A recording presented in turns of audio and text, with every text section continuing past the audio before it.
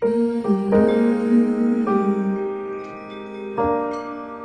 was still aware of places where I was stuck, places where I was still basically selfish, places where I was driven by performance and wobbly in terms of my own identity.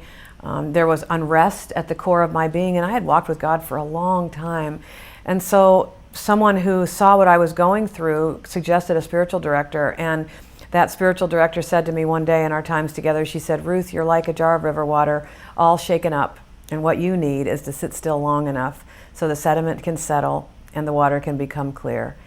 And that moment was as significant as anything else that's ever happened in my spiritual life. For me, it all began with solitude and silence. Because I had been functioning in such a busy way, even in my Christian life, I am a pastor's kid, and so I had learned the traditional quiet time.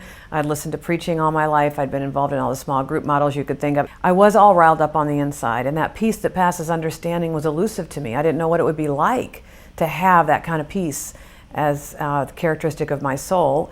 And so I was very compelled and called by that invitation, and the idea that my soul could become like the place where the jar of river water had sat still long enough. I wanted it more than anything. I wanted the intimacy with God that I felt certain could come beyond all the words, that there was a kind of communion and intimacy for me and God that I was not yet experiencing it, and it came, and it has come, and it continues to come through the practice of solitude and silence.